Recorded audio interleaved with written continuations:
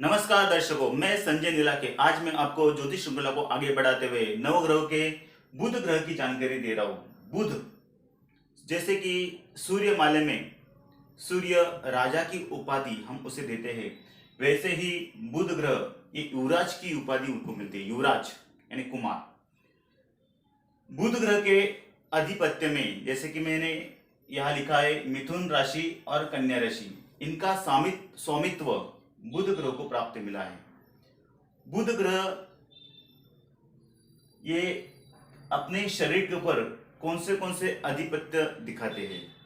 बुध ये बुद्धि का कारक ग्रह है, उसके नाम में ही बुद्धि छुपी है। बुद्धि, विचार करने की शक्ति, आकलन शक्ति, वाक चातुर्य यानी कि हर हजर जवाबी, ये बुध ग्रह के अधिपत्य में आते हैं। लेखन कला, कम्युनिकेशन स्किल और संशोधनी वृत्ति, ये सभी बुध के अधिपत्य के अंडर आते हैं। बुध ग्रह द्विस्वभाव राशि का भी माना जाता है। द्विस्वभाव, बुध ग्रह के कारण कौन से रोगों की उत्पत्ति हम देखते हैं। श्वसन संस्था यानी कि श्वासोश्वास में कोई दिक्कत है, दाप लगना, दमा, ये सभी प्रकार के रोग बुध के माध्यम से देखा जाता है। मज्जा तंतु, मज्जा संस्था, मुख और बहरा, कोई बच्चा बचपन से मुका है, बहरा है, ये सब बुध ग्रह के अधिपत्य में आते हैं। स्मृति भ्रम यानी कि कोई अपनी स्मृति कुछ दिनों के बाद भूल जाता है, ये सभी प्रकार के रोग, स्मृति भ्रम के रोग, ये बुध ग्रह के अंडर आते हैं। अपचन, ये भी बुध ग्रह के अंडर ये रोग का उत्पत्ति देखा जाता है। बुध ग्रह के माध्यम से कौन से व्यवहार व्यवसाय हम कर सकते हैं, कौन से नौकरी हम कर सकते हैं। दलाली, एजेंट, कोई प्रकार की दलाली, जैसे कि प्लॉट बेचने की दलाली, फ्लैट बेचने की दलाली, किसी दो व्यक्तियों को एक साथ बुलाना, ये सभी जो एजेंट का जो काम है, ये सभी बुध ग्रह के अधिपत्य में देखा जाता है।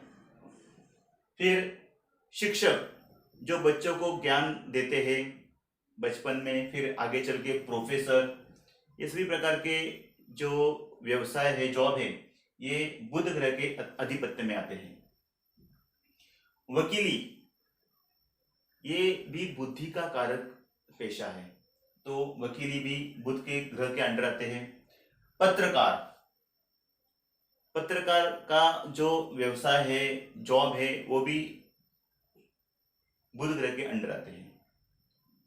बड़े बड़े राज्यों में पहले सलाहकार ढूंढते थे, अभी भी मंत्रियों के माध्यम से उनके हर एक के जो विचार मानने की जो सलाहकार होते हैं, उनके पर्सनल सेक्रेटरी का काम, ये भी बुध ग्रह के अंदर आता है। फिर हर प्रकार के दलन वलन यानी कि इसे कम्युनिकेशन स्किल, जैसे कि हर प्रकार के जो टेली कम्युनिकेशन है, मोबाइल कम्युनिकेशन है, हर प्रकार के पत्र व्यवहार, पोस्ट ऑफिस, टेलीग्राम, ये सभी प्रकार के कम्युनिकेशन ये बुध ग्रह के अधिपत्य में आते हैं। फिर ज्योतिष व्यवसाय, ये भी बुध ग्रह के अधिपत्य में आते हैं। बुध ग्रह के माध्यम से कौन से गुण आदमी के अंदर यानी कि मनुष्य के अंदर होते हैं। देखो, संशोधक वृत्ति, ये भी बुध ग्रह का एक प्रकार का अच्छा गुण ही है। फिर आकलन शक्ति, जो बच्चा स्कूल में पढ़ाई करने के लिए जाते हैं, एक बार भी उसको पढ़ाया तो फटाक से सीख जाता है, ये आकलन शक्ति बुध ग्रह के माध्यम से देखा जाता है। लेकिन बुध ग्रह में कुछ कमजोरियां भी होती है, जैसे कि उसकी बदलती वृत्ति, वो कोई भी एक बात पे ठाम नहीं रहता है, उसकी बदलती वृत्ति रहती है। बालिशपना भी बुध ग्रह, जैसे मैंने आपको पहले कहा था कि बुध ये कुमार यानी कि युवराज के माध्यम से हम उसे सूर्यमंडल में देखते हैं, तो ये बालिश बुद्धि का भी ग्रह माना जाता है। द्विस्वभाव, ये जो बुध ग्रह है वो द्विस्वभाव राशि में आ जाता है। वक्तृत्व यानी कि उसका बोलने का कम्युनिकेशन स्किल वो भी अच्छा होता है। फिर वाचन शक्ति, ये भी बुध ग्रह के माध्यम में ही उसके अच्छे गुण में माना जाता है। दर्शकों, आज मैंने आपको बुध ग्रह के माध्यम से सभी प्रकार के बुध के कौन से अधिपत्य है, रोग कौन से उत्पन्न होते हैं, व्यवसाय कौन सा करना चाहिए, जॉब कौन सा करना चाहिए, फिर उसके कौन से गुण होते हैं, इसकी पूरी जानकारी मैंने आपको दी है। ये भविष्य में कुंडली देखने में, भावचरित कुंडली, स्पष्ट ग्रह कुंडली, फिर ये सभी प्रकार की जानकारी आपको मालूम होनी चाहिए। आप इसे लिख लीजिए, नोट डाउन कीजिए, स्क्रीनशॉट लीजिए। और दर्शकों, ये अगर वीडियो आपको मेरा अच्छा लगा रहेगा तो आप इसे लाइक कीजिए, शेयर कीजिए, सब्सक्राइब कीजिए। आज के लिए बस इतना ही। नमस्कार दर्शकों।